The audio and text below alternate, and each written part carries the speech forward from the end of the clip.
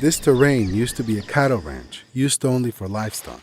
There were no trees, just the occasional one in each paddock.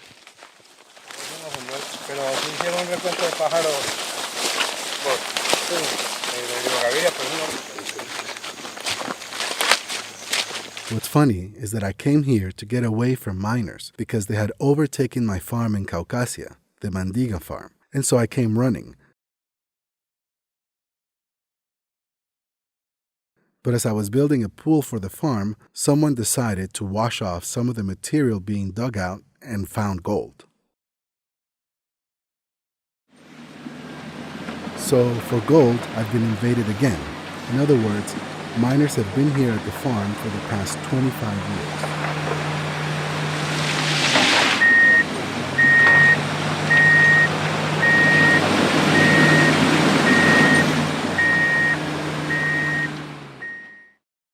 Rio Rayo used to look like this here, only grass, pure livestock. There were around 1,500 heads of cattle.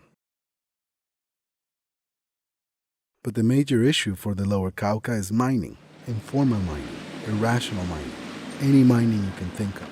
It's also a generational problem. Everything you see there is the hill left over from the old reforestation, everything that continues over there. That used to be like this. You had to bulldoze the terrain to even it out.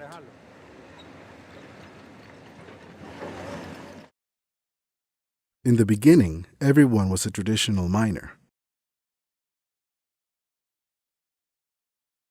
Whole families that used to come and wash sand with their wooden plates, but then it got complicated in the sense that they started buying machines with their motors to wash, and so the damage to the earth started to worsen as time went by.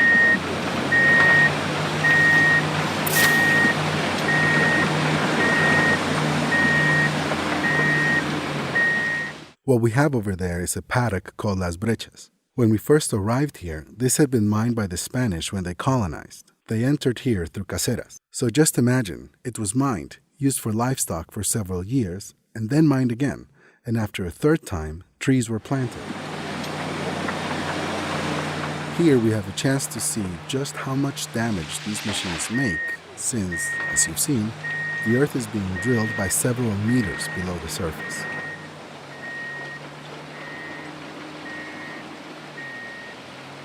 We've been worried about the damage caused for the last 18 years or so. And so we have started to think about how we can recover this land, an area that keeps growing.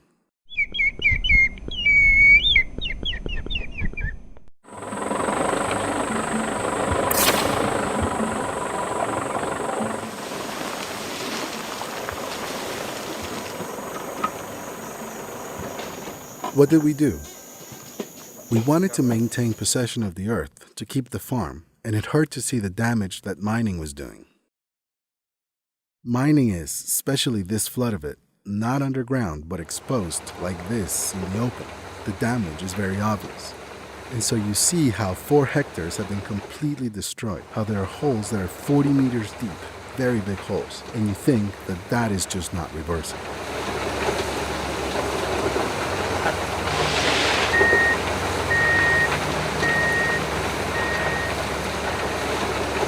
In view that the damage is so visible, so enormous, and in view that I'm concerned about the damage and worried about how to recover that ground, I spoke to a few able organizations in order to gather some information, and they helped me find out about the variety needed to replant, a type that could accommodate to an acidic ground with a pH of around 3.5 or 4, very acid.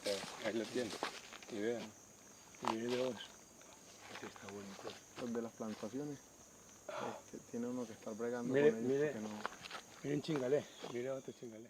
That organization was able to find the right type called Acacia mangium from Asia. We got the seed and we formed an association, that organization and myself, or the farm, to plant that variety that we are now experiencing here, which has adjusted very well.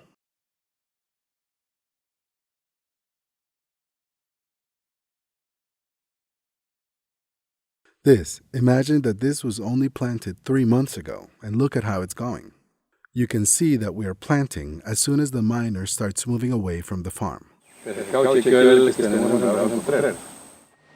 Living through the whole issue, first experiencing it in Caucasia, in the farm called Mandinga, where the gold kicked us out, and so we came here, only for it to be found here as well, where it was worse or the same. We decided to see how we could recover the farm.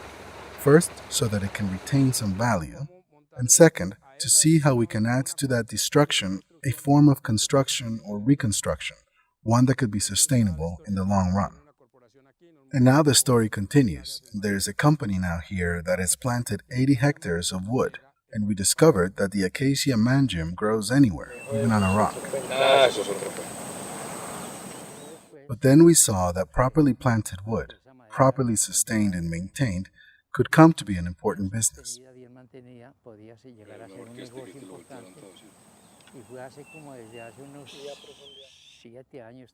That's how, for around the past 7 years, we started to think about the sawmill we have here at the house and in the majority of the farms.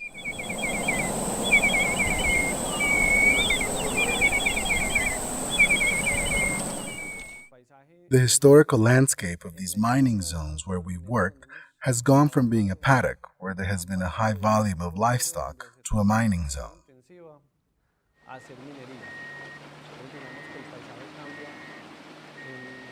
And so let's say that the landscape changes from pastures to very rocky terrain.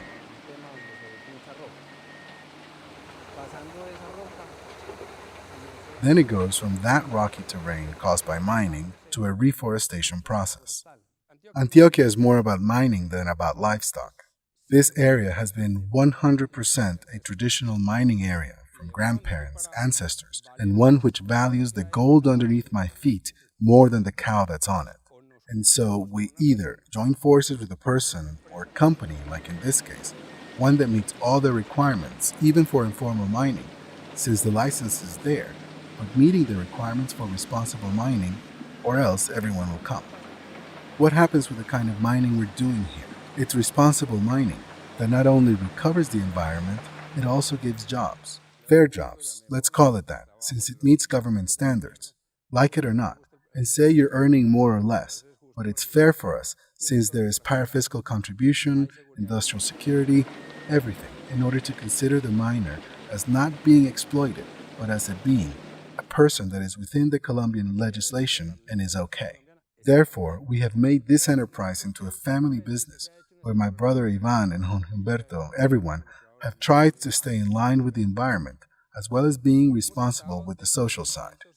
We find that, starting with the miner, that miner that came and gave it blood and sweat, as with everything, not bad and not good, just a miner that was raised with force, and, how should I say it, and maybe we don't like it, but who never had the presence of the state in his education, where the miner also didn't have social security, so he forces himself in, and if the money is down there, he will take it out.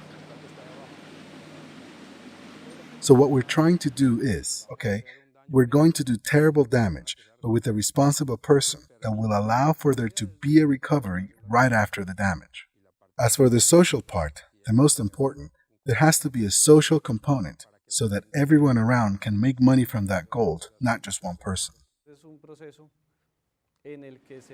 It's a process that demonstrates what we call an early victory, where, from mining, you can work sustainably, thinking of a future after extracting gold.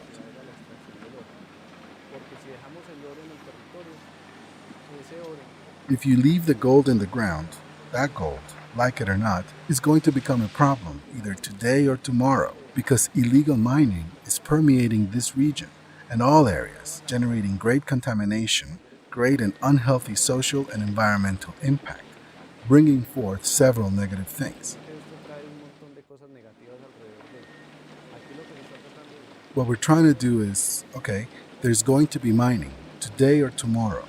How can we extract that mineral in a responsible way, thinking of the future?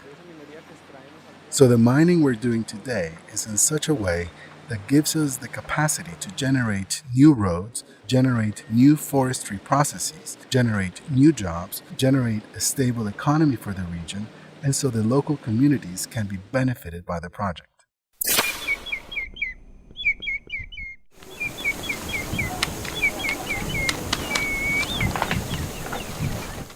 Here, we place a bit of technology into the plant nurseries. In other words, mycorrhizae are given to the certified seed, to the seedbed, so that the mycorrhizae can embed themselves in the roots and retain the nitrogen. We give some polymers that absorb water and that have a memory to water the plant some 50 times, and so in times of drought, plants die less often. In other words, the plant is helped and not just abandoned. We plant in all the cultural forms, and we have found that the acacia not only sticks, not only has honey, because it produces honey, is that it returns a lot of forage to the ground. Now we can find a forest within the forest, a secondary forest, let's say, not sure what it's called, where we see natural and local plants, trees, and some with useful wood that start growing in the forest, which means that acacia serves as a nurse for ground that has been completely degraded. We found that land degraded by mining has become a challenge for us as to how we can recover them, for livestock if you wish, but we found that we prefer planting, cutting and planting, cutting and planting, because wood and honey are more profitable for us.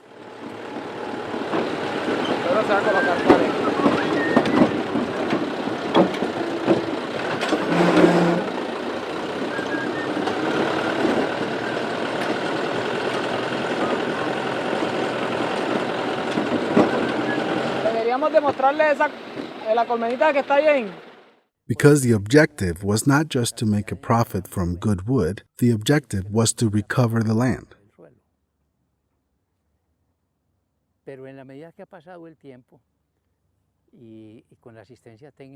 But as time has gone by, and with the assistance that we've had, a good technical assistance, we have been improving our cultivation systems.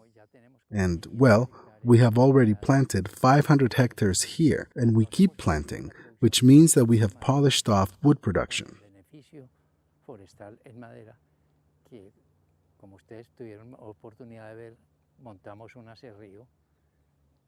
As for wood processing, as you've had the chance to see, we have put together a sawmill in order to process the wood. The sawmill is producing wood in different forms and is dedicating itself to the construction of beehives specially, because we are encouraging beekeeping in this entire region of the Lower Cauca due to the interest that we have for everyone to produce honey, which is a healthy food, a very good antibiotic, as well as a profitable business.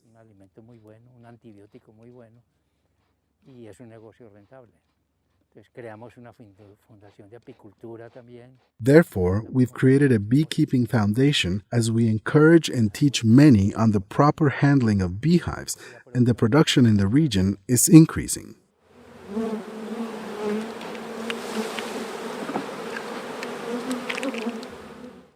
We haven't been selfish in the sense of being the only beekeepers here.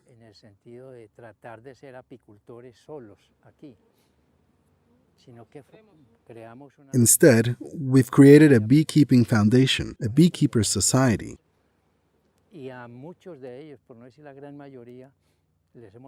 And to many, if not the majority, we have invited to come here to learn, because every farmer should have bees.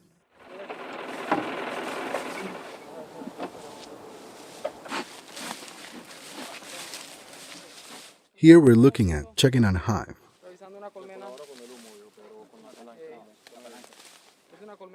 Let me help you with the smoke or the handle, Pedro. It's an adult hive that is made up by a floor that isn't normal like those traditionally used in normal type hives such as Langstroth types. It's a floor with a net on the bottom in order to contribute with the health of the hive so that it remains clean. Because it produces honey, which is a healthy food, a good antibiotic. And if you have a good number of hives, you can sell honey at a low cost because a bee doesn't charge you for work. It's cheap labor. You don't have to feed it.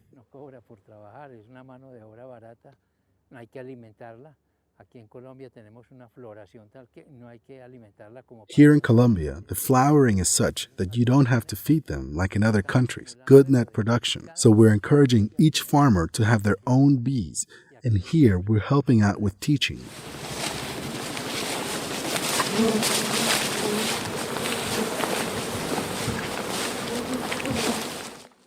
The characteristic of these bees, their genetics, is that it's a more organized bee.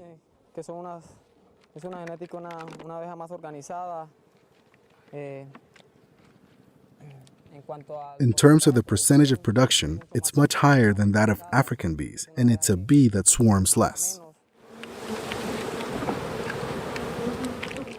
The average for each frame is, for each side with honey, is 2.25 kilograms each one.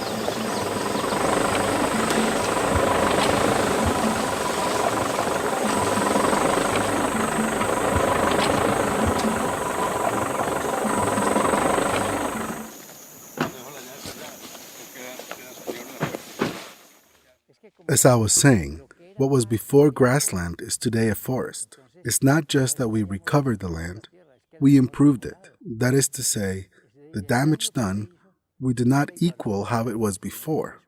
Instead, it improved it, because the production of oxygen by some blades of grass is quite different to that of a tree's. A tree is an oxygen factory. And so what we're doing is not just recovering, but improving and optimizing the ground's productivity.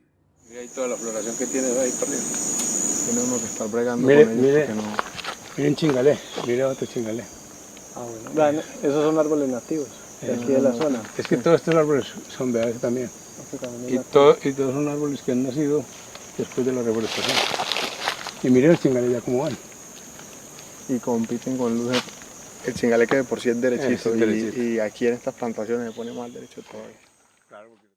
When the growth of a tree has a process, it, let's say, sheds its leaves naturally, and those leaves fall to the floor on this ground that we're recovering.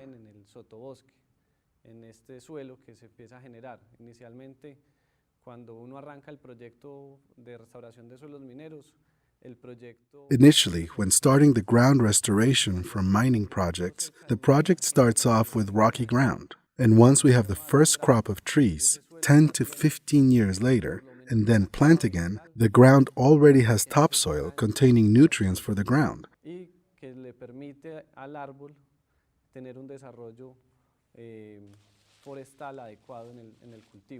allowing for the tree to develop for a forestry plantation. Once you see it as a plantation and not just planting trees for its own sake, but having a mind for business where, because of this, you can generate more than 30 to 40 jobs in the region.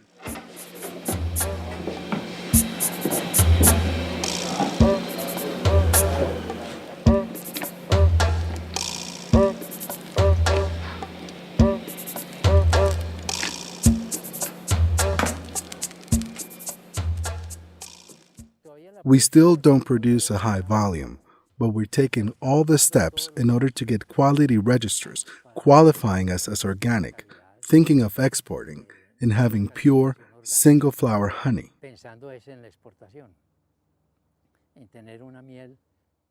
In other words, from one flower, which makes it of a better category from the other thousands of ordinary and common ones.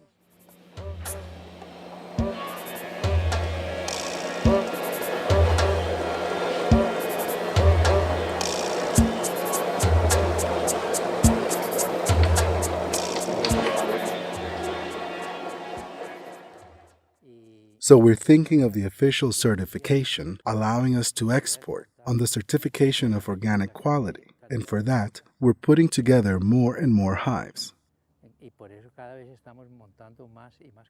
Right now, we have around 400, but we're thinking about having several thousand here and for our neighbors to do the same. In one way or another, we're helping people who would otherwise not have a job, and so that's part of the job. What we most want is to give back to people work and training, since you have to teach people. Better than giving a fish is to teach how to fish, like they say. That is the idea.